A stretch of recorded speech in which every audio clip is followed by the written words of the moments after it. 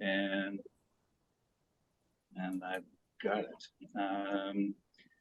So we'll go through the normal sort of agenda items. We'll do the roundtable introductions. So why don't we start in the room, and we'll start on my left. Mark Sidley, I'm a neighborhood climate action champion for Lakeside and appreciate in Kingston and helping in the climate leadership work for the city. I'm Frank Beckley. I'm a professor at Queen's University. I've been working in the field of hydrogen and fuel cells for a long time. Also have gone and visited Bruno in various places on the planet. South Africa being the one that was the most interesting of the lot. Cool. So it's good to see him again. I think Flower Riviera would be a nice place to go visit too. Before the fire season, right? With great pleasure, Brown. You're more than welcome. My name is Paul McClatchy, Environment Director for the City of Kingston, and more importantly, I'm on the Board of Directors for Switch. Thank you, Paul. We'll let you get settled. And so, Yeah. David Rizal, Energy Systems Architect with Transition Accelerator. and a previous speaker on hydrogen things. Yep. So we've got a theme going here. Really interesting. And You're both great. Labrisa. I've got a woodlot near Joyceville, and I'm enjoying retirement now. Hope to be building there, provided that the city allows me to get through the pre-application. awesome. Rick Rooney from Quantum Renewable Energy, local Kingston Solar Company. Awesome. And now we'll go to online. So when I call your name, please unmute. And Bruno, will leave you to the end after I've done an introduction for you, so you can sit back and listen. And one of the reasons we do this, I'll remind people, is that a lot of the Switch mandate is about networking. So if you hear somebody who strikes your fancy, Rick does installations all over Canada, almost, certainly all over Ontario. That sort of thing. For the next time you want new solar on your roof, that's what this is about as much as anything. Alrighty, first off, I've got Rosie Hyde on my screen. Hi, everyone. I'm a board member for Switch, and in my day job, I'm manager for research services at a large consulting firm called Stantec. Thanks, David. Thank you. All right, Carrie.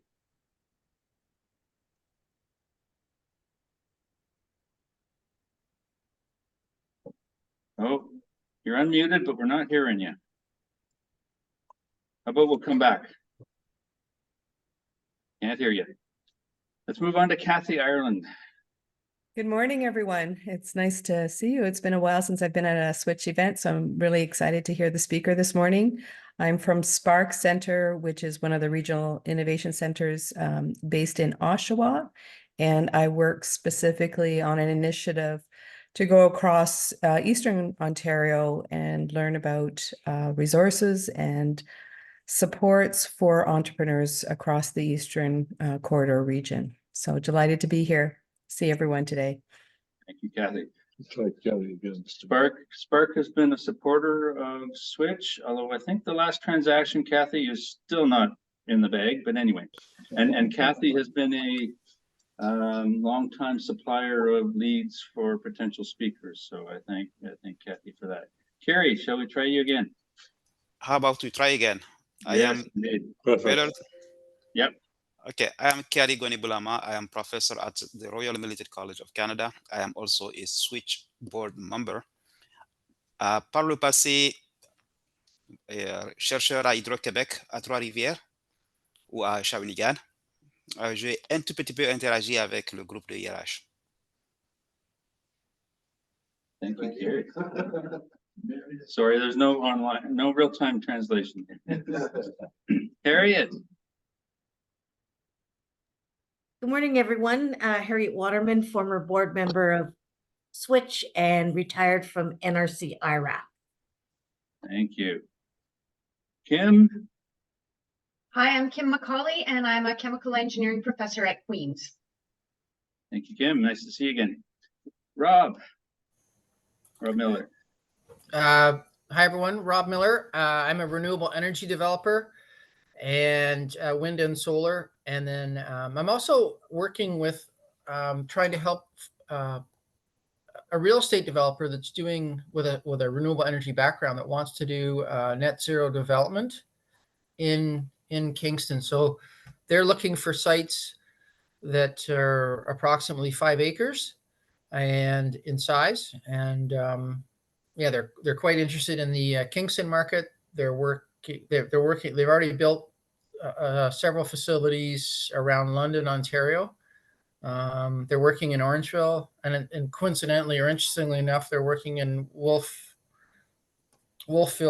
New Brunswick. So if you know of any 5 acre sites in Kingston, let me know and I can connect you with these developers. We're supposed to be densifying houses. Well, yeah, they're doing 5 acres per house. no, well, they're doing multi-unit residential. Okay. Like a 5 acre parcel with 230 units. Okay, that's a whole lot more than the current mandate. Thank you. Thank you, Rob. So we have Pat. Oh, you're muted still, Pat. You're muted, yeah. Probably bottom left. Okay. Yeah, there we are. I'm a retired school teacher and administrator, 15 years retired now. And I'm just curious. I attended a meeting at Switch quite some time ago. I was probably one of the few early birds. And I've always been interested in all things energy because I'm not having so much these days. So anyway, I'm just curious, and I want to tap into what's happening with hydrogen. Thank you very much. All right, files are shuffling, but Nancy Stonelake. Hi, Nancy Stonelake, National Research Council Industrial Research Assistance Program.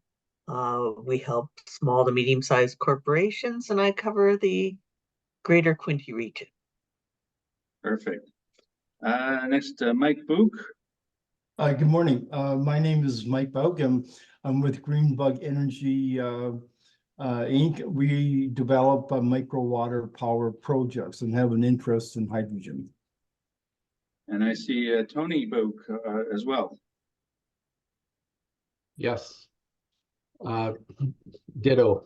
Ditto. Okay, that's what I was assuming. And I'm going to interject on my own agenda here. Greenbug Energy was our latest small corporate sponsor. So thank you, Mike and Tony, very much for that. It's ever so much appreciated to keep the insurance paid. That's a large part of where the costs go. Because all the board are volunteers. Carol McKay. I'm just an interested observer. And what I will tell you, those of you who are dealing with entrepreneurs, Ballard is running a series of workshops on the hydrogen fuel cell, various economic aspects. And the one that's coming up is on how to apply for grants and funding if you are interested in hydrogen. And some of you may already know that. I highly recommend the Ballard website just for general information. Granted, they're biased, but they've sure got their finger on the pulse of hydrogen all over the world. Anyway, that's all. I do own some Ballard stock. Confession. So a paid advertisement. Okay. Thank you very much, Carol. Suresh Sushat. I hope I didn't. Shirish. Shirish. Sorry.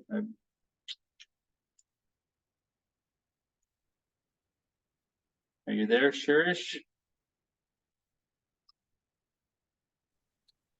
No. Hi, I'm from Gilchek Holdings. We own land in Kingston, and I'm interested in renewable energy. Alrighty, thank you very much. Thank you. Charles moved. I think we lost somebody. I think maybe we're done on this part. So, sorry. Oh, back to the floor. Back to the floor. Gavin Hutchison, I'm retired and working on an deep energy retrofit to my wife's house. And she is an Alstrom employee. Well, there you go. Interested in what I do. Yeah, thank you. All righty, so we've done the roundtables, we've done the new and renewing members. As I said, the only one this month was Greenbug Energy, so thanks again for that. So I think I recognize pretty much all the faces. Anybody hasn't renewed their membership, or if there's anybody new, please do so. And as I said, it helps keep the lights on as far as keeping us insured and paying for our audit for the AGM, all those important things. So today we're going to hear from Bruno Paulette. He's I don't know whether is it a colleague of Brant's or just a colleague of Brant Pepley's who's on the board with us. So again, a big thanks to Brant for setting this up. Maybe I'll start with Bruno's brief bio and then go in a little bit about the talk. I don't want to give too much away. Fellow of the Royal Society of Chemistry, a full professor at University de Quebec, Trois-Rivières, head of the Green Hydrogen Lab and a member of the Hydrogen Research Institute. He's worked on hydrogen energy basically across the world. I won't list the countries, and has both industrial and academic experience. So one of the things about Switch is that we try and bridge that gap, bring technology to companies, bring the companies to new technology. So that intersection is much appreciated. Today we're going to hear about the Alstom hydrogen train in Quebec. Probably a lot of people in this room were aware of it from the news, but we're going to get a deep dive on that. So that train was the first hydrogen-powered passenger train and the first jurisdiction in North America to operate a hydrogen-powered passenger train. The hydrogenics technology that powers the hydrogen fuel cells was first used on trains in commercial service in Germany in 2018 and has currently had over 220,000 kilometers over 8 European countries. So they're taking Canadian technology to Europe and then bringing it back. So that seems to be the way it always goes. The experience was a key for economic development and technology innovation. And we're now on the next steps to developing the necessary setup for rail transportation using green hydrogen. So with that, I would like to pass it over to if I can figure out my technology, pass it over to Bruno. All right, thank you very much indeed for inviting me and all of you Switch members. And Brown, it's so good to see you again. And for those who don't know, I've known Brown for, actually I counted the other day, 15 years. In fact, when I was at the University of Birmingham, I was dealing with the Canadian embassy in the UK, and I was looking for the best hydrogen center in Canada, and they directed me to the one at Queen's University, led by Brown Pepley and his team. So there you go. So that's how I know Brown, and then we made friends, and then I still remember vividly his famous hydrogen song in South Africa. So anyway, maybe you can actually, where's your guitar, Brant? Is it next to you? But anyway, good. So if it works, does it work? Can you see it? Is that working? No.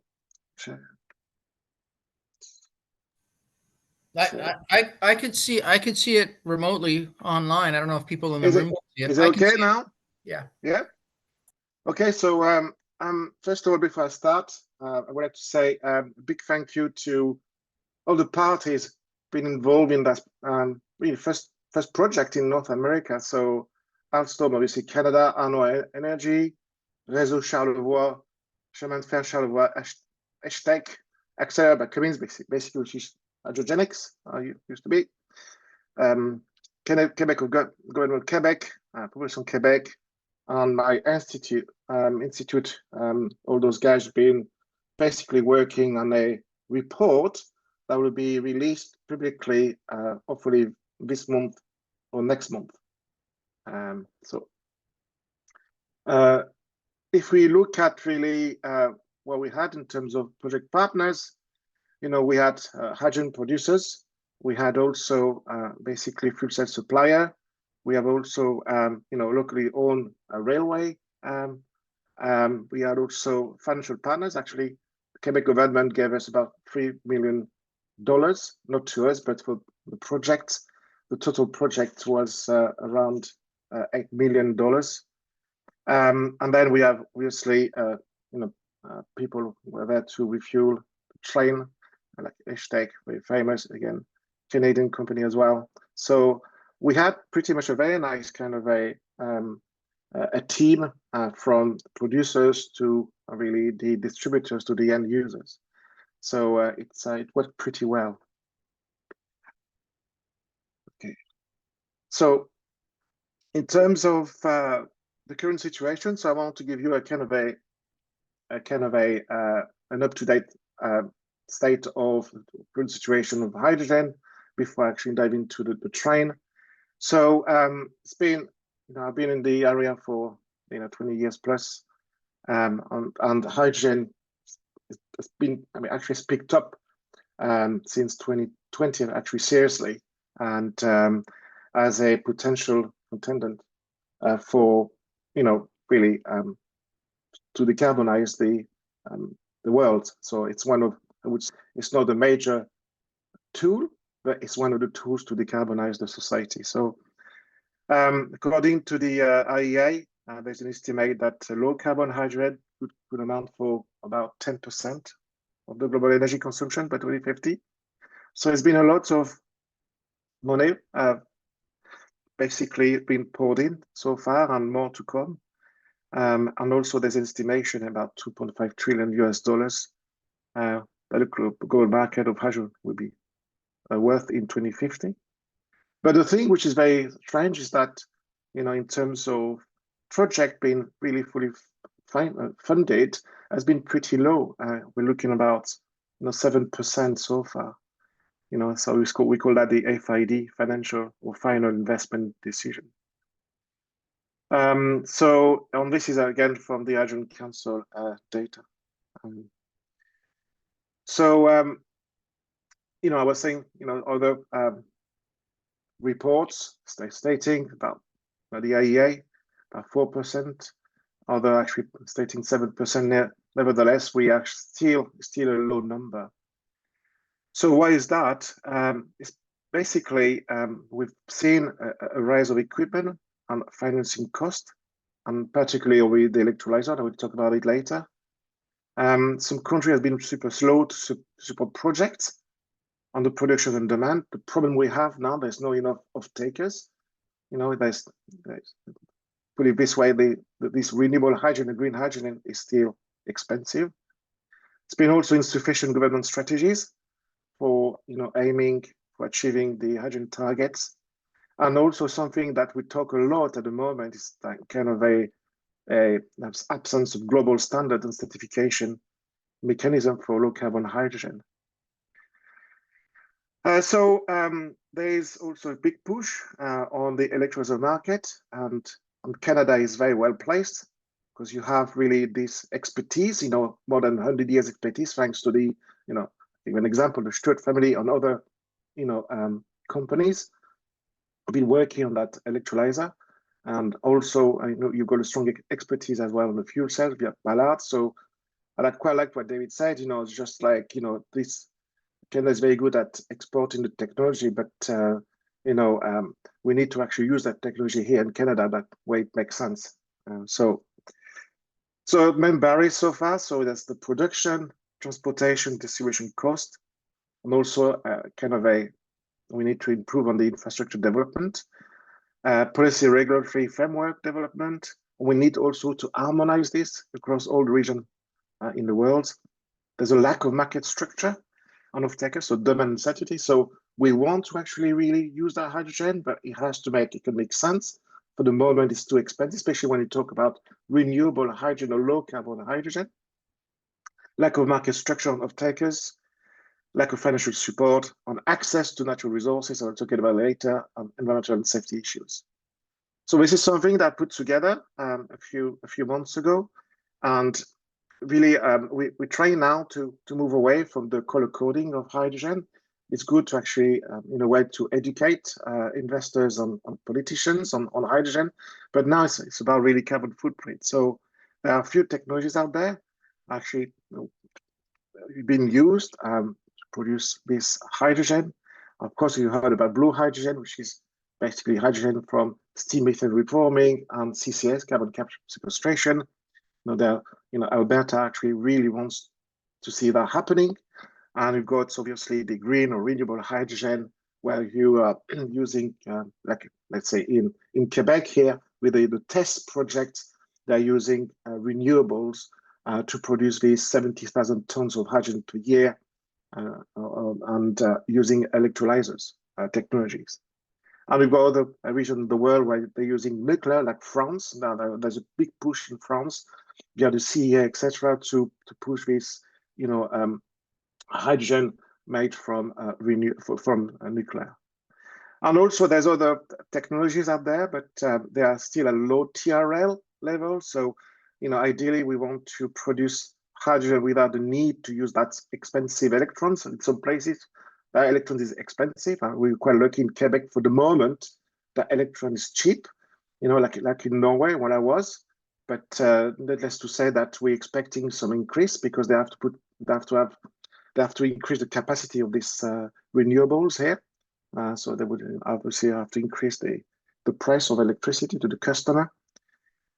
You've heard a lot about white hydrogen. It's been a kind of I would say perhaps maybe it's the wrong word, but a kind of a hype around this. So we've especially we found some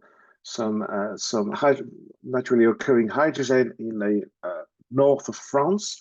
And there was a report, an article for the CNRS a few months ago stating they had like millions and millions of tons available of that hydrogen. As a matter of fact, this white hydrogen was really, we knew about it, and we found actually a place was in Mali in Africa in the 1980s, where they're actually really already extracting that hydrogen. So nevertheless, there's something in Canada, for example, there's a big project.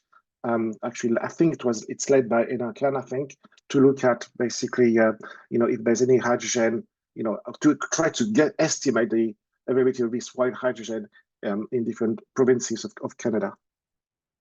So now we're moving away from the color coding. So renewables, green is not called renewables, fossil, gray is called fossil, hydrogen, blue is low carbon, blue and yellow. And now they've got some kind of a strict, I would say, greenhouse gas emission, especially for CO2. For the EU, for example, it's 3 kilograms of CO2 equivalent per kilogram of hydrogen, and in the US, it's 2 kilograms. And in fact, now in Canada, there's also we look aiming at 0.75 kilograms of CO2 equivalent per kilogram of hydrogen produced. So I won't bore you with this, but now there's a lot of activities around looking at the next technology, looking at how we can also use biomass and bio-waste, look into this kind of a circular economy as well, trying to, add value to waste to produce that hydrogen. And, if you look at really what we're trying to aim at, of course, there's different technology out there, but, I will talk about it in a minute, lots of water electrolyzers, something that's been used, for example, the Bécancour project, the 20 megawatts hydrogenics, now actually Cummins Accelera, still working, still producing 3,000 tons of hydrogen. That's actually, for me, was that project catalyzed the industry in a way that demonstrated very well that we can really scale up the technology to produce at an industrial scale. And that, for me, was an important project, or even, industrial, really commercial way to show the world that we can produce this hydrogen for different industries. And then obviously you've got high temperature electrolyzers, where it's more based on solid oxide, and then other things that which are actually really low TRL, other technologies, where we try to really find ways to maximize, try to really, the efficiency, also to avoid to use that expensive electrons. So I tried also to look at the TRL level. So some of them are quite high, at TRLs.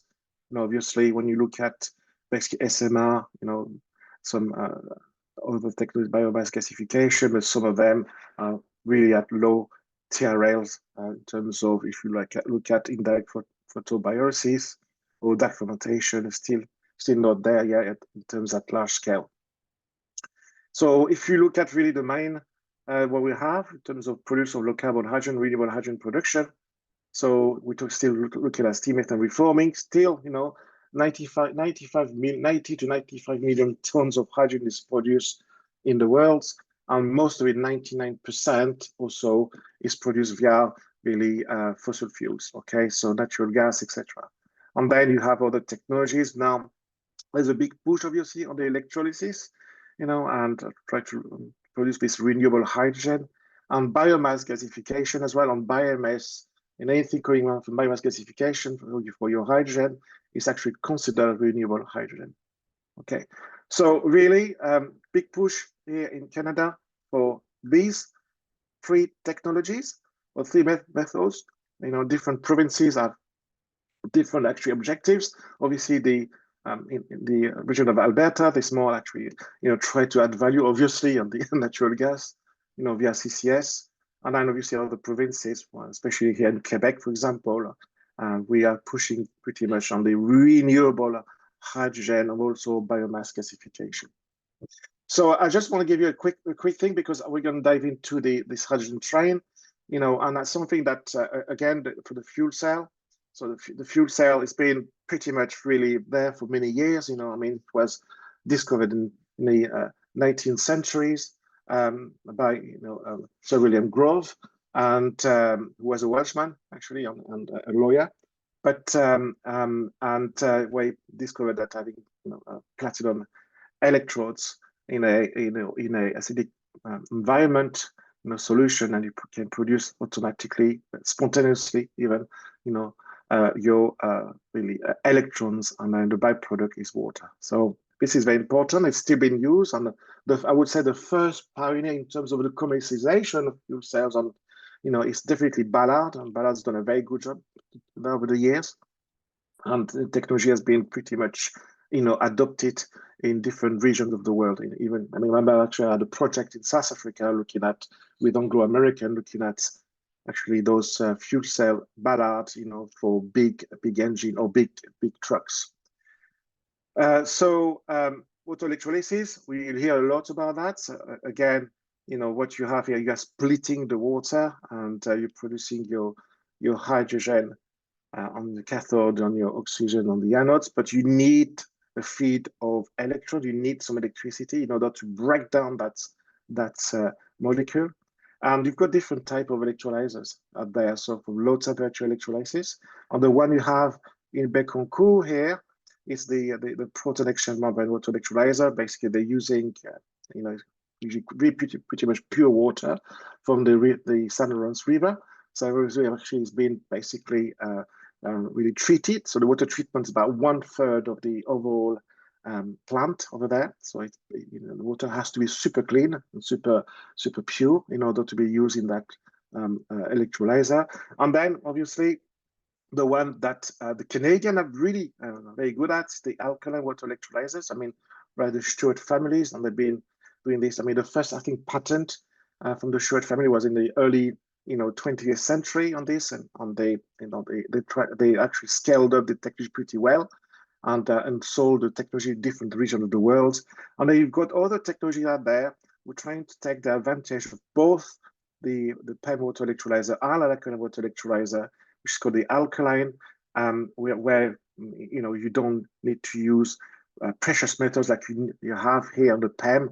You're actually using platinum or iridium, and it's quite expensive here. For the alkaline, you're using quite a very, I would say, corrosive, potassium hydroxide, which is actually a high concentration.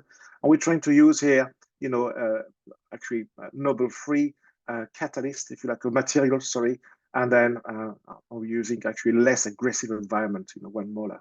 And then you've got the solid oxide. I know you hear a lot at the moment at the top side in Europe is trying to commercialize this at a large scale, 1 megawatt plus for different industry, different sectors. And then you've got other, I would say low tier, technologies where you're using, for the solid oxide, using about 700 to 150 degrees C. And then for this new technological proto-conducting ceramic electrolyzer, about 300, 600 degrees C. Again, more or less the same, I would say, materials, ceramics, but using different type of electrolytes. So in all of this, when you talk about fuel cell and electrolyzers, you always have the anode and the cathode, which is separated by a kind of a membrane or diaphragm, which allow only the passage of ions from one side to the other, okay? So when you look at the electrochemistry, it's pretty simple, but in reality, putting things together is rather complicated, okay? So again, when you look at, in terms of where we are at on this, on electrolyzers, we're trying to really decrease the cost. At the moment, it's really expensive. When you have this 20 megawatt, I mean, we're talking millions of Canadian dollars, and obviously Air Liquide can afford it. They have deep pockets, but if you want to, have this in municipalities or even SMEs wanted to produce their hydrogen, so they will have, quite a challenge to buy this kind of technology because they're still expensive. But anyway, we can see now the price going a bit down. In terms of, we have new materials, new type of, I would say, balance of plant, which is basically the system engineering, making sure that everything works okay at the stack, for the stack. And then obviously we need to really decrease, that will have an impact on the cost of your hydrogen. So this is, for example, the USD hotshot is saying, like, they want in the next 10 years or even less than that now, it's 111, so $1 per kilogram of hydrogen in the next, in the next decade, okay, in the next decade, sorry. And this is actually quite challenging, quite frankly. So again, the USD, we always been quite aggressive on their, their targets, and some of them have never been achieved so far, or most of them, especially in the fuel cell sector. Anyway, I'm being a bit cynical on this.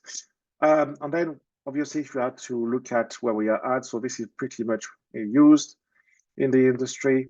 And then obviously you've got the alkalines been there for many years, and then starting now to actually really penetrate different sectors of the market.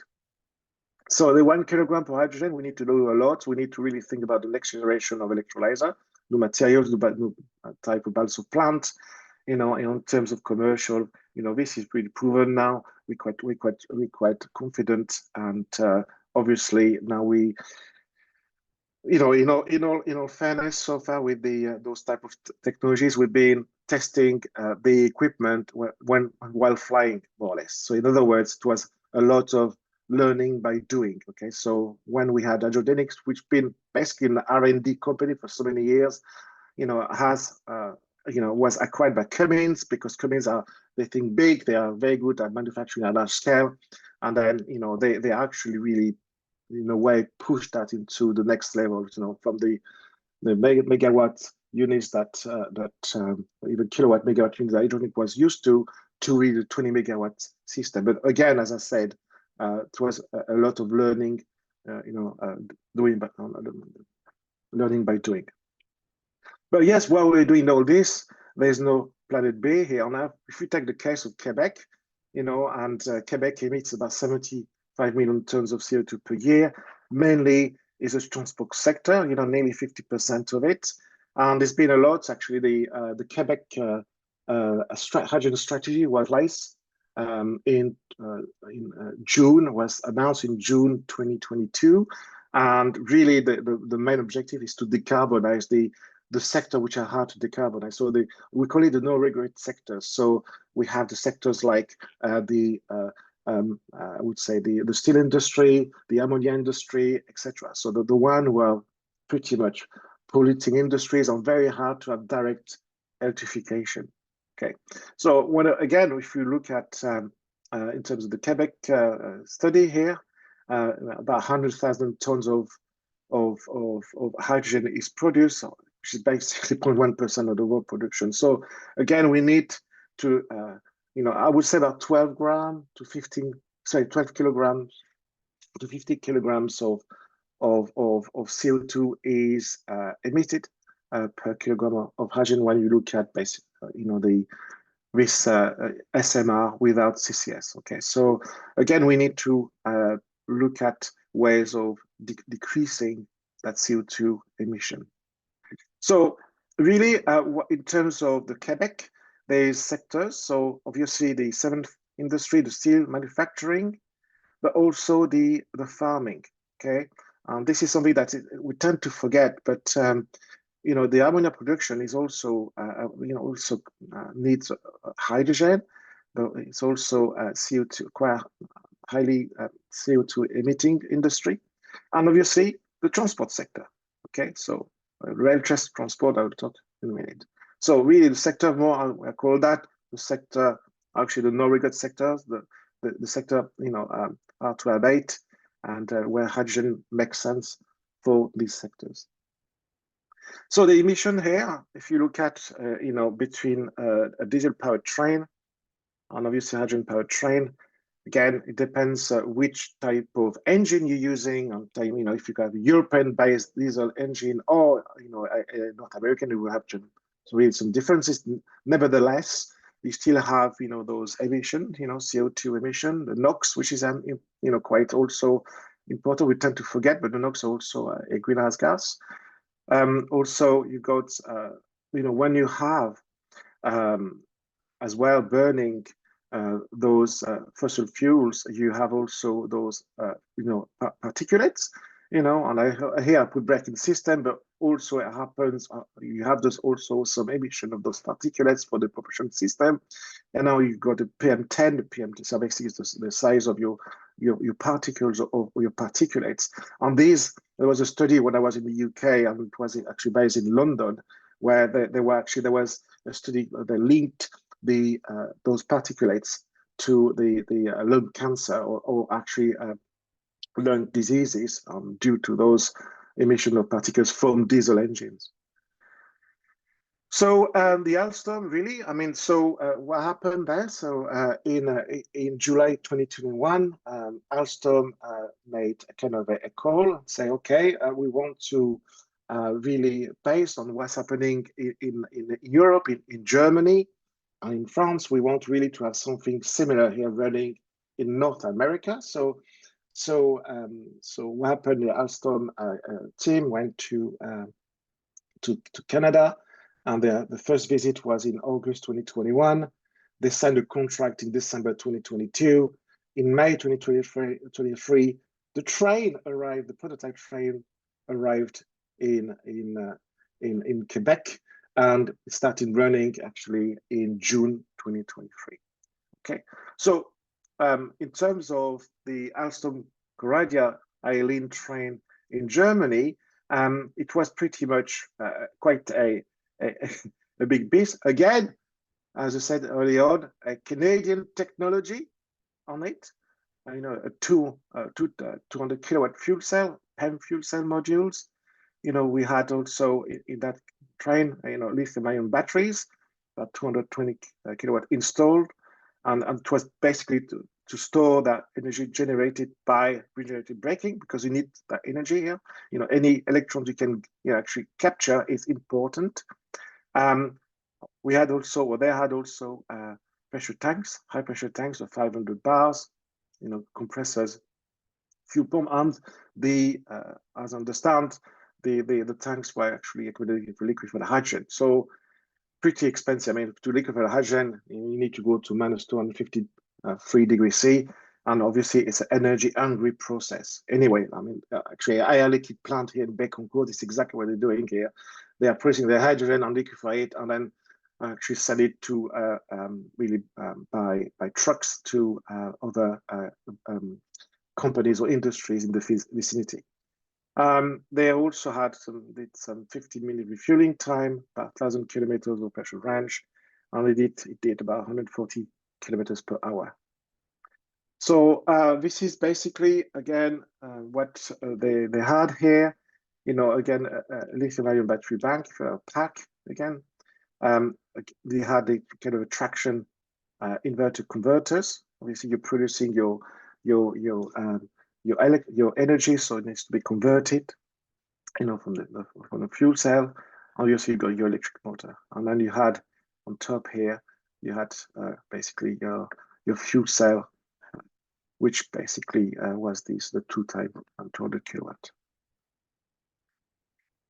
So the one that we demonstrated here was pretty much based on the same technology that the one in Europe, and we wanted really to showcase the technology. Why wanted to do that?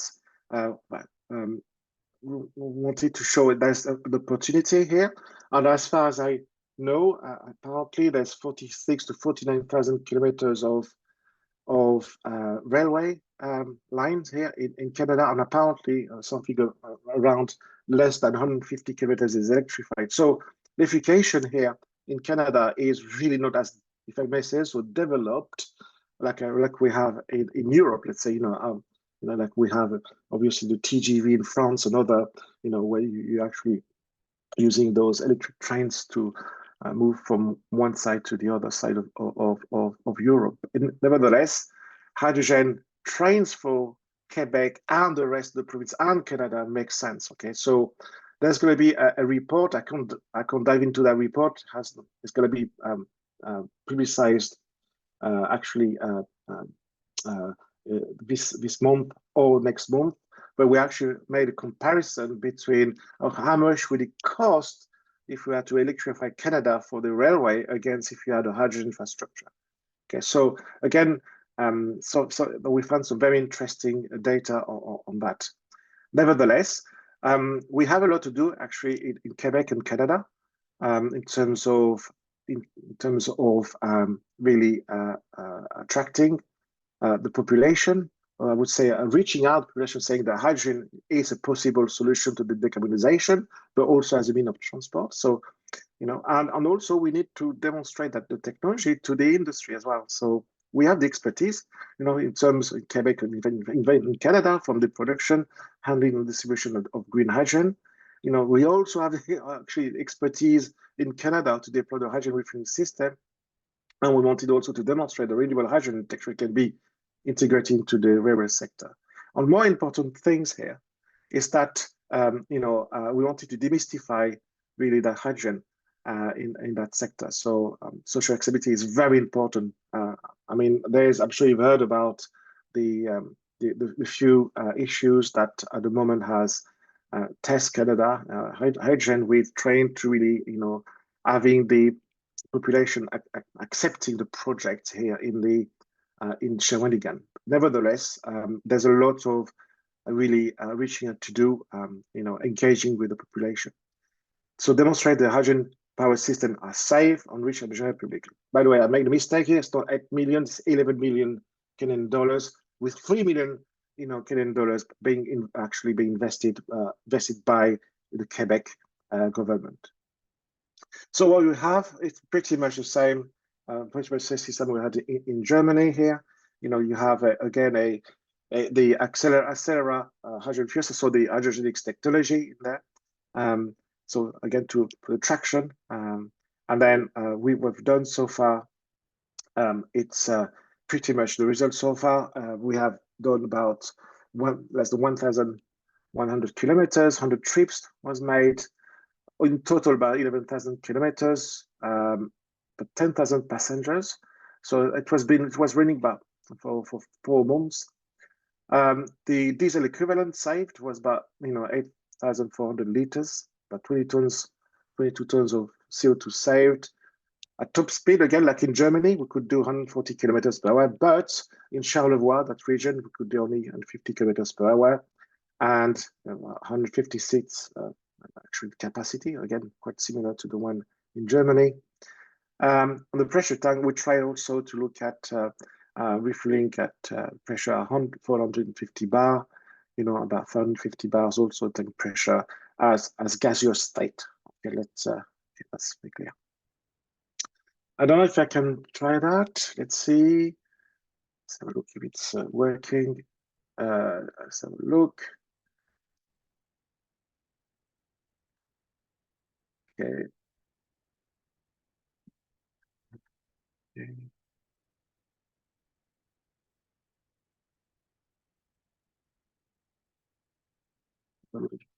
Can you see that slide, that video here? Can you see that? Yes, yeah, we can see Good. it. Okay. So basically, this is what there was an example on we had a ride. It was kind of an event. It was in August last year. It was we were so lucky. The weather was amazing, and we actually sampled being in a hydrogen train. It was the first time in my life to actually go into a really long journey. Right? It actually took about going from one end to the other about actually 3 hours. Nevertheless, it was very pleasant and very quiet. A very quiet really system. So we had a few presentation on the technology, and obviously we had the big wigs as well with us. And again, it was a wonderful way to demonstrate the technology. We had people actually as well, general public. I mean, as I said, there was for 4 months, it was open to the general public to demonstrate again the technology. And it was really a good example on how this kind of hydrogen transport could be applied in a region of the world like Canada or North America. Okay. In terms of Alstom, I don't know where they are in terms of deploying those hydrogen train. There's going to be, as I said, an announcement together with our report, either this month or next month, and I think they would probably announce all the projects in North America. Nevertheless, yeah, here we go. This project has been running. I think the Alstrom train is back in Germany now. So there you go. Yeah. So this one now, is that the same one? Sorry, it's in French. Oh, it's in English as well. Okay. Okay. Yeah.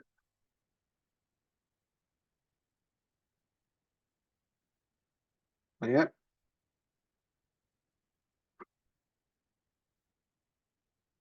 I will send you those YouTube links if you're interested. I think, sorry, because I can't play with the sound, otherwise I would mess everything up. But it's pretty cool.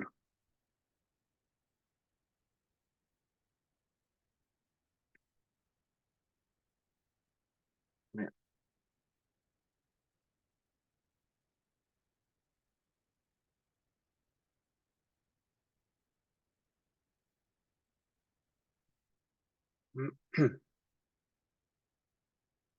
Okay. Good.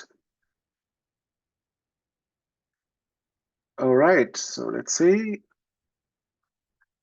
So we've done that. And I think that's it. Thank you very much. That's very kind. Thank you. Thank you for listening.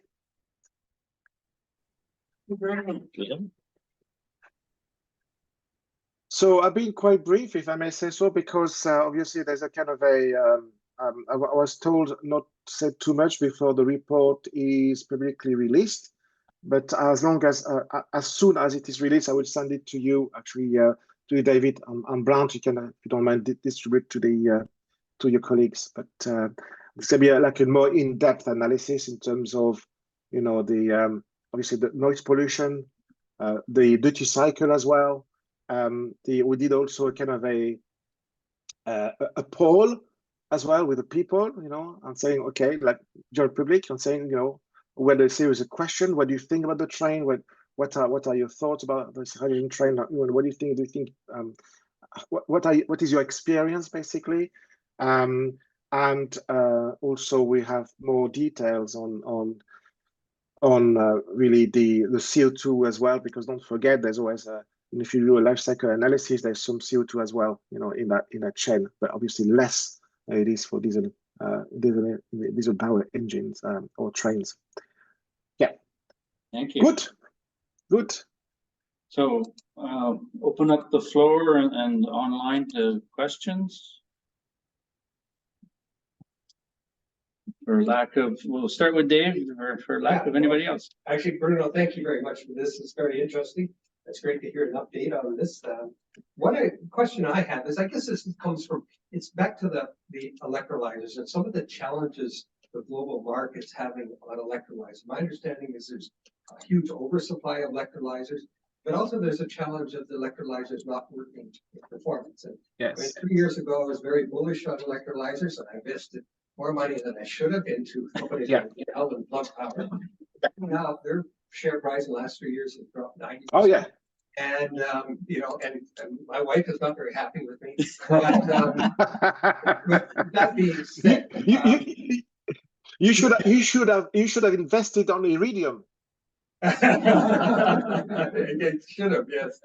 Yes. Well, maybe I'll take your advice next time. I guess I'm interested in how are they going to address this? I mean, Plug Power is almost bankrupt, so is now. Even Hydrogenics has, they've actually started to pull back from their electrolyzers. And now the CEO of Cummins is talking in their hydrogen combustion engines with high pressure direct injection. HPDI. So I guess I'm interested in your assessment of the market. Where is it going, and what do the companies need to do? Who's going to get the breakthrough here to start making electrolyzers that can actually deliver, what their promise is? Mm-hmm.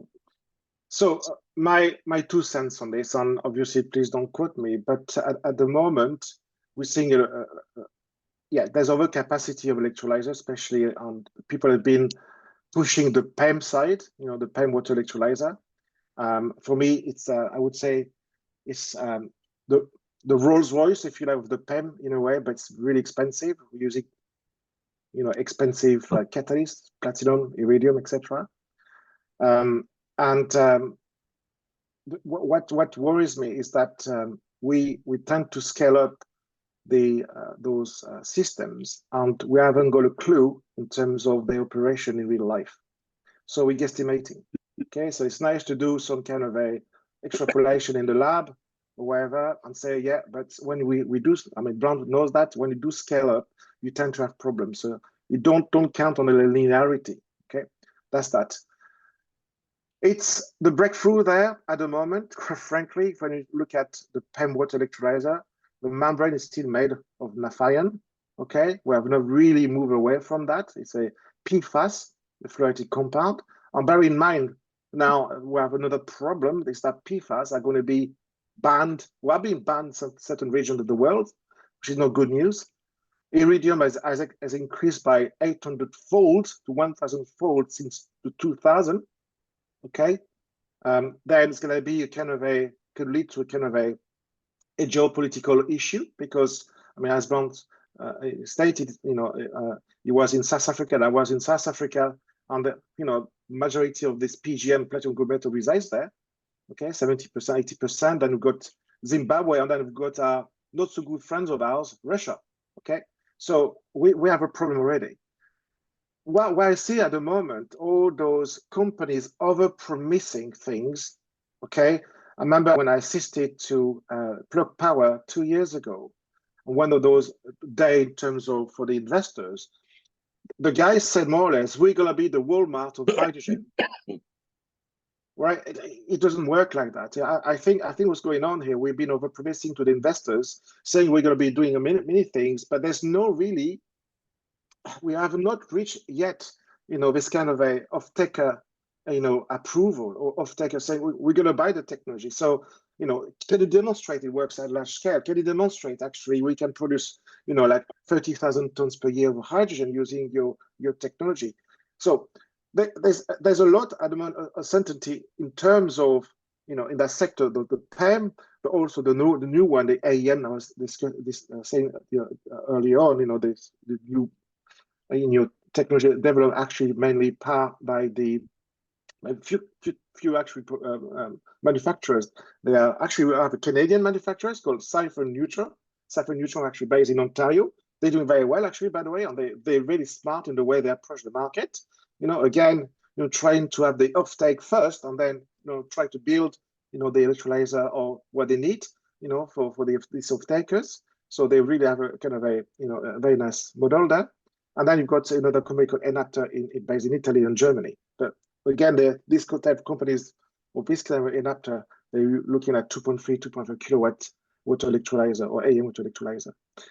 We are, in a way, we are going around, we are trying to reinvent the wheel when we have alkaline systems that have been running for nearly a century or more than that. While we actually, we trained in a way being, directed to certain sectors of the technology when it has something that it works, it's been proven, at large scale, right? Being deployed in different regions of the world, okay? And of course, there's always need to be improved, okay? At the moment, alkaline water electrolyzers, for example, they are not, I would say, compatible with intermittent electricity or electrons, okay? But there's a lot of improvement there. I mean, I was at this Düsseldorf World Electrolysis Congress, and now there's a lot of innovation going through in terms of pressurized, non-pressurized, alkaline, and being more responsive to this intermittent electron. So we have something there already. It works. It's been proven. It's been used already. I mean, even the Norwegian used they used alkaline to produce their ammonia and fertilizer in the early 20th century. So we are going around a circle. We are trying to go for this technology because it's been demonstrated perhaps in different regions of the world, and it's kind of say, oh, I'm going to go for PEM. It's okay, you want to go for PEM, but which sector are you in? Which industry sector? Is it going to be compatible with what we need? Do you need a super clean environment for your PEM? Because don't forget, for the PEM area, you need also, the water has to be clean. Your environment should be clean. Any impurities will definitely affect the performance, efficiency, durability of your electrolyzer. So I'm not saying that I'm not against this kind of technology, but it has to be bespoke to the industry sector. Okay. So the alkaline, it's dirty chemistry, using alkaline at high concentration stuff, but it works. You don't have to really faff about, with the per se with the purity of the water. So overcapacity, people actually, in fact, even now, I've seen some figures. The price of electrolyzer has increased by 10-15% from last year. Okay, overcapacity of on that side, because again the raw material has increased. Okay, now some materials are being basically made, or components are being made overseas and then shipped back into those manufacturing plants, the gigafactories. Okay, and then we're in a situation where there's not enough people actually buying the technology. So we have big projects funded mostly by the governments. I mean, the one, actually, I must say, I was quite impressed. The Test Canada, project is a 4 billion Canadian dollar purely from investment, a private investment, sorry, not a cent from public money, which is actually another example that can be done. But, and it's actually, supported by the Desmarais family, etc., etc. So they have quite a lot of cash, I guess. But yeah, we are now where I can foresee now some kind of a people gonna make partnership with the big boys, okay, like a company, a bit like what Hydrogenics done with Cummins, Okay, they're going to partner because they have the know-how, they know how to be big, they have credibility as well in a market and things like that. So you can see a lot. Plug Power, I don't know what's going to happen to those guys. Okay, I mean, I also show the share price. I said, oh my goodness me. But in fact, when you see all those guys in the electrolyzer market, it's the same. Now, you tell me which company actually making money at the moment. No, they're actually living on, public's money or whatever. So this is where we are at. It reminds me of a bit of the days of fuel cells in the early 2000s. Okay, so it was a bit like that. But yeah, it's possible, but we need to make the technology, I wouldn't say cheap and cheerful, but cheap enough to be really being deployed in sectors. And more importantly, if you want to produce your renewable hydrogen, you need to find places where your electricity price is cheap. If you look at the levelized cost of hydrogen, around 40 to 60% comes from the price of your electricity. Okay, so there's no point to make, I mean, for Quebec at the moment, it makes sense, right? For Norway, it makes sense. For France, it makes sense because they are going to be producing through nuclear, energy. But certain places, Germany, they are a bit of a sticky pudding, as we say. I mean, they actually are at the moment desperate. They're actually they're making partnership left, right, and center because they know they will need having access to raw material, having access to hydrogen. There, as you know, we have now this agreement between Canada and Germany, and we apparently, so I've heard, or I read, sorry, that we're going to be producing hydrogen for exportation to the German. How are we going to do this? So I'm not being cynical, but we have to really, I think we'd have to be realistic. When I talk to the industry, they say, well, we want to actually really produce that hydrogen. We need to have also we need to have these incentives to do that. But how are we going to, are we going, for me, hydrogen production makes sense when you are, in localities, you don't have to go, it has to be local to start with. So, for example, producing your hydrogen in a farming community or small communities, or, could be like First Nation communities where this hydrogen could be used to produce ammonia and fertilizer for farming, and then any type of other derivative of hydrogen, like methanol, ethanol, dimethyl ether, etc., which makes sense for the chemical industry.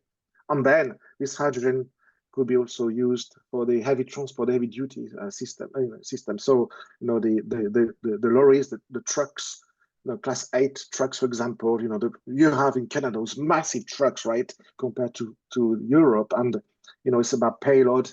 It's about, does battery make sense? Not at the moment. Batteries are very heavy.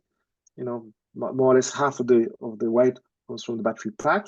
There's also some breakthroughs in there, in the battery sector. So watch this space. But at present, hydrogen trucks make sense. So hydrogen makes sense for trucks and on trains.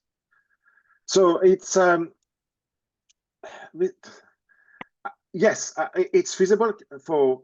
I think we have to be pragmatic, and that's why I say let's be pragmatic on hydrogen. Is not the magic wand. It won't be like when I hear politicians and say, "Oh yeah, hydrogen is going to solve all the problems." I say, "Well, no. There's sectors where it makes sense. Where at the end of the day, I mean, companies want to decarbonize, but they don't want to at a reasonable price. When you have at the moment that's 3 to 20 times more expensive, your renewable hydrogen compared to fossil hydrogen. I was involved in a project in Europe. We're looking at 20 to 30 euros per kilogram of green hydrogen. My goodness, who can afford this? Right? It's a reality, right? So you present that to the bankers or the investors, and then who is your off-takers? Oh, I don't know, because it's yeah. Anyway, wow. Sorry,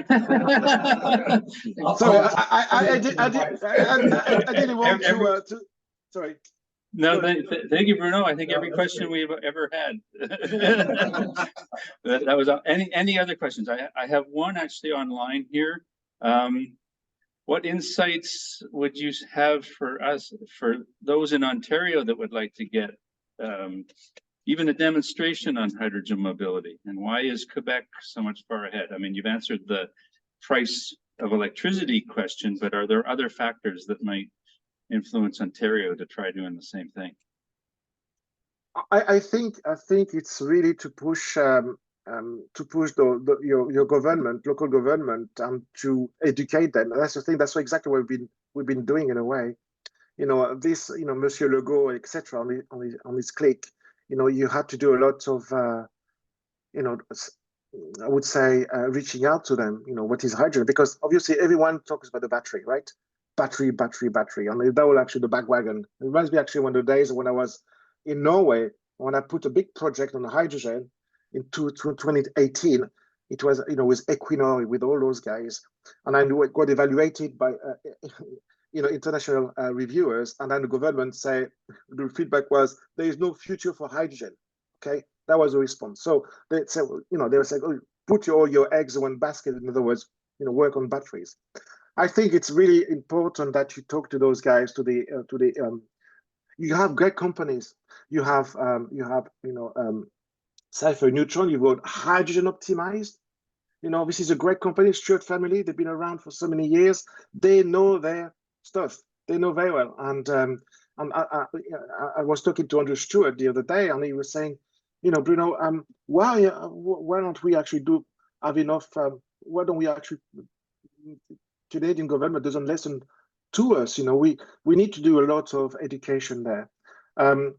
But I wouldn't say that we are progressive in Quebec. I think it's kind of a I think they're more attentive to what we are saying, like the experts and things like that. And then they won't really, and when you have Alstrom knocking at your door, I think that's quite a big, you know, company, well-known French company, you know, it's been actually working in the area for so many years, good engineering. And I think that you have to listen, right? So I think some lobbying is due for sure. You got, as I said, you got great companies. You got Next Hydrogen also in Ontario. You know, they're doing some great stuff, and there's some really nice stuff. They actually published a few partnerships a few weeks ago with some big boys as well.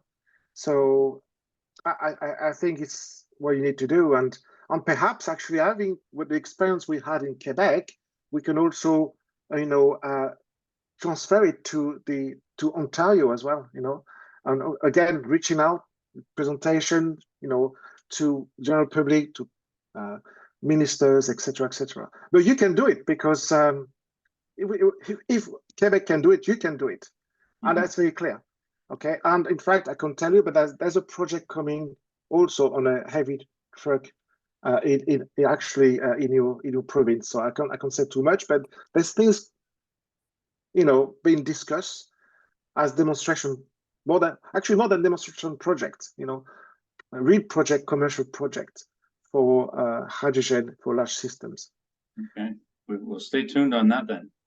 Yes, absolutely. So I think it's about educating. I mean, you know, I've been here since 2021, and I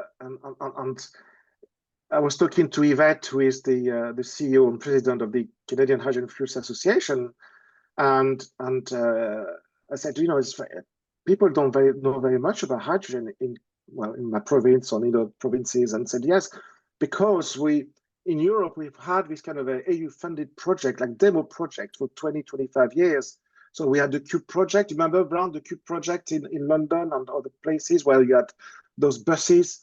Again, Ballard technology, you know, they were demonstrating this, you know, to the public about 2001. I can't remember, I need to get back to that. But again, we had this funding still, this hydrogen demonstration. We had the Isle Sky, you know, hydrogen project and communities. So over the years, people were, if you like, they seen what hydrogen can do. Okay, I don't think you had kind of project per se like we had in the EU in terms of, you know, demonstrating technology to the people. When I talk about hydrogen here, people talk about the Hindenburg actually incident that they know very well, or the atomic bomb. Okay, this is actually two things they tell me. I talk about Quebec here. Okay. So if I talk to Joe Blog, it's that. And then obviously I do a lot of, we have a hydrogen car at Toyota Mirai here. And I say, come to my lab. So come to the university and I will give you a ride on this hydrogen car. And then they say, oh my gosh, I didn't know. I say, yeah, but hydrogen car is an electric car.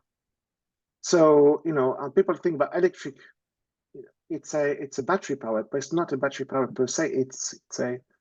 You still have electric motor, you know, so there's a lot of reaching out, public engagement to do, but I think having what we've done so far is try to reach out to the politicians, but also to the general public.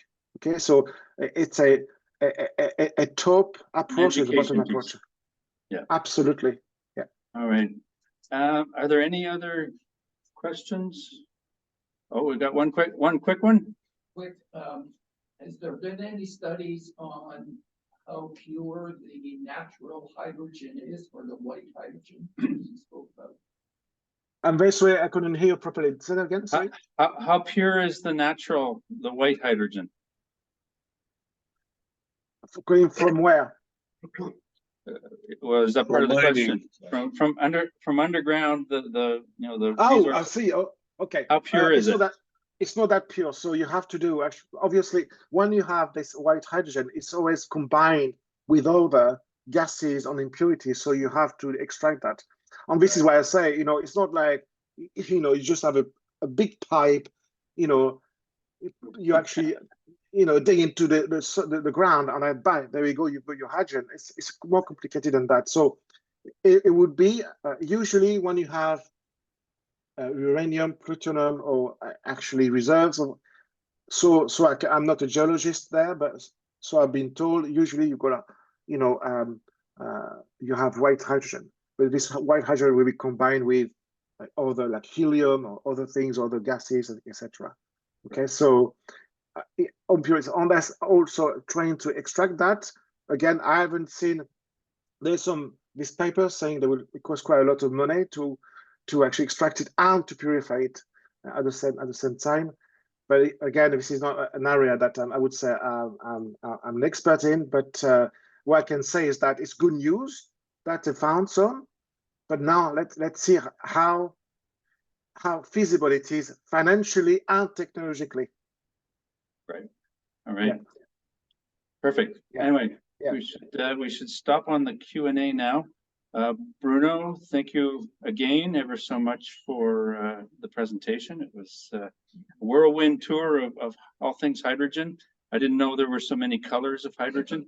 And, yes. And the train, it's great to see. It's too bad it couldn't have run for longer, but that's a question for another day. Anyway, now we're going to move on to we typically close out with a bit of Q&A on sector news, and I've got an announcement about the next meeting. So again, Bruno, thank you ever so much, and glad we could reconnect you by video with Brant. So thank you so much for the invitation. And Brant, I'm so delighted to see you again. See you. We'll be hitting up Brant for other connections. Probably should be doing Dave more too. So thank you, everyone. Thank you. Bye. We've probably done enough about fuel cells, haven't we? I just want to say one thing. Yes. Which is when Ballard was first developing their fuel cells, Jeffrey Ballard's company was Battery Company. And he came here to Kingston to the Royal Military College and asked the guy who eventually became my PhD supervisor whether or not it was worth getting involved in fuel cells. And my boss said yes. And I mean, I got hired after that, and I worked with the very first fuel cells that Ballard made at the Royal Military College. So I tested them and verified them. So what you're saying is we need to have you talk about the history of well, I don't know if I want to do that, but I do think it's pretty amazing that Kingston really became the place that launched Ballard. So wow, that's an interesting thing. So. Very cool. Anybody want to talk about solar? Sure. Rick? So kind of two things that are upcoming, as many probably know, the Greener Homes program was somewhat abruptly ended in the end of February. There's been an announcement that the Liberals are going to have a second program that should come out with the budget. So we're anxiously waiting to hear when that could happen and be deployed. So there's hope for that.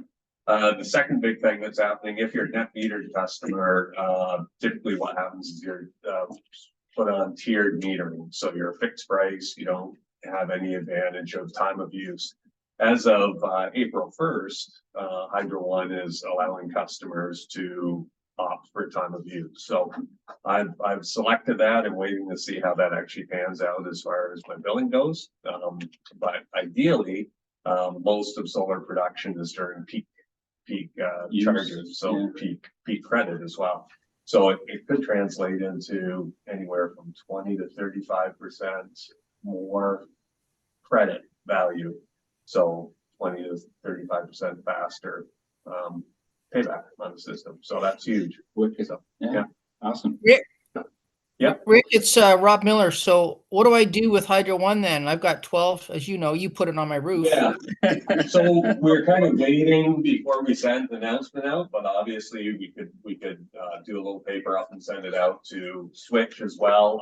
You simply go to Hydro One. There's a link right there where you just request a change of billing structure. Again, I want to absolutely confirm that they're not going to do something funny like give us credits during peak and then only allow us to use those credits during peak. Ideally, they'll give us the value of those credits at peak, and then we can utilize those credits at any, for off peak as well. Well, can you keep me kind of top of mind or let me know? Because I'll go onto my account and click the button and it makes sense to me. I mean, right now it's sort of it doesn't recognize the system benefits. Yeah, believe me, Rob will let everybody we know because it's huge. It'll be very beneficial for everybody. So okay. Yeah. That's the reason for Switch. You heard it here first. Yeah. Wicked. Thank you. Anything else on solar? Anything on bioenergy? EVs. So I see, I mean, this is just a general observation. I see 1 minute there's a posting about the EV sector is crashing and burning. And then the next second it's, Tesla's had their best quarter yet. So what's really going on? Or is it the ICE cars putting out propaganda? Dave's nodding his head. So, or the oil industry, exactly. And it's very interesting. The last 2 years, since EV started to take significant market share, I've noticed it's a real movement in Alberta. There's been a real movement to anti-EVs. Yeah, and it's coming to lots of interest in this. So I think this is actually a bit of a pushback. I don't think they worried about it when they were only 2% of sales. Well, we're hitting 10% of sales. Starting to be yeah.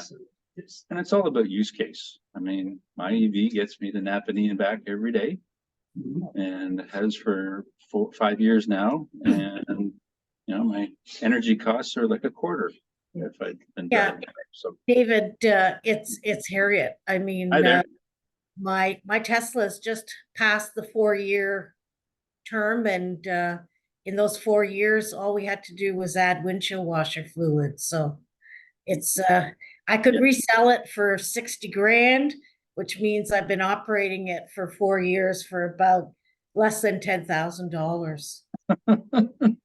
Yep, exactly. I put a little more into mine than that, but not essentially not much.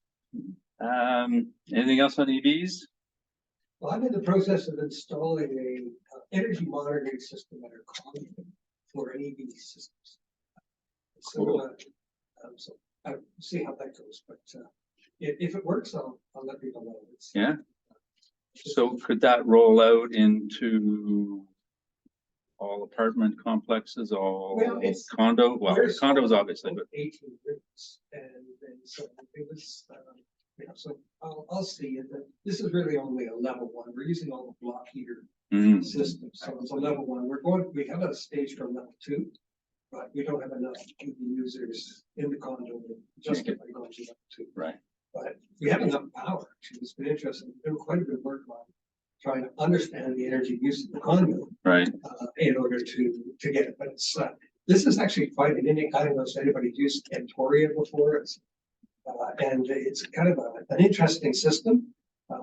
It arrives next week. I've got an electrician who's going to be installing it in the next 2 weeks. And but it's quite inexpensive, and it'll just allow us to bill for EV charging, so the other condo owners that don't have EVs don't get pissed off. So I mean, that's really just. But it's actually, I think we can do it for 5 cents a kilowatt hour, pay for both. Wow. So that's good. Yeah, it's that deployment and these wrinkles. So who hasn't? Yeah. But it's like a multi-unit. So for small condo units, I think this could work. It's got 16. I got 16 channels, so I can do 16 different. That level one handles your daily driving for both people. Oh, look at it's actually all it's just fine for our car. It's just if I go on a long trip, I of course return when I ride back. It's 10 to 9. The car sits in the parking lot for 90% of the time. And never had to. Full when you need it next. Yeah, just full. Awesome. Related front, anything on transportation otherwise? No, for transportation, I just got a news.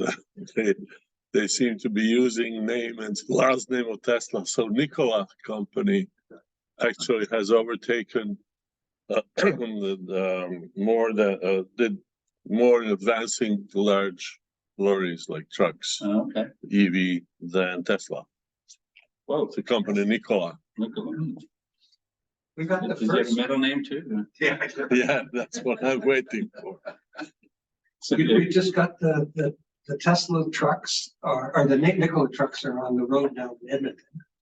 And we've got our first hydrogen fuel cell truck. That one is open the ASPEC project. I've seen 3 weeks from now we'll be going into drive testing. It's been built in Montreal. So it will be on the roads in about 3 weeks. And the second one should be arriving by June and for an 18-month trial. So these are 63-ton gross vehicle weight trucks. They've been in development 5 years. So after 5 years, they're on the road in a few weeks. Well, fingers crossed. We'll get someone in to talk about them too. Once they're on the road, yeah. I'll get somebody to come in. All right. Wind, geothermal. Everybody wants more coffee.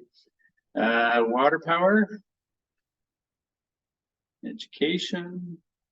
Well, education, it's Earth Day Festival is in Skeleton Park on the 20th of April, Saturday. So lots of booths and activities for kids and grown-ups. So it might be interesting. If you want to send me that, we can put it out on the Switch network as well. Okay. Thank you. So what date? The 20th of April, Saturday. You're traveling again. I know, but that date has another meaning. He's only here because at 4:20 p.m. Yeah. Speaking of which, everybody stay safe during the eclipse. I hope everybody's got their proper glasses. Lots of hype about that. Conservation, green buildings, anything else? In that case, I've got one last thing that I want to go over, and that is that our next meeting will be May 3rd. It will be our annual general meeting. We'll have the usual election of new board members and presentation of the books for the 2023 fiscal year, which is now the same as the calendar year. We've gone through that transition. And there are actually 5 positions up for election. One is the 1-year renewal for the student member. And there are 4 other positions. Carrie Paul McClatchy, myself, and Rosie's positions are up for renewal. Rosie has indicated that she will not be running again, but I think everybody else will be running again. But that doesn't mean that we don't need more applications for the board, some new insights, new connections, new perspective on what we should do with Switch is always appreciated. So I encourage everybody online, everybody in the room to think about that. We'll be working to get the application forms out shortly. It's one of those once a year things. I have to reinvent what on earth I have to do to make it happen, rejig the brain now. So anyway, please think about that, and otherwise have some more coffee for those in the room. Thank you everybody for joining online. As I said at the beginning, the next couple, well, the AGM and the June meeting will be virtual only, just while we accommodate Darko and his worldwide travels. So anyway, with that, thank you very much. Understand.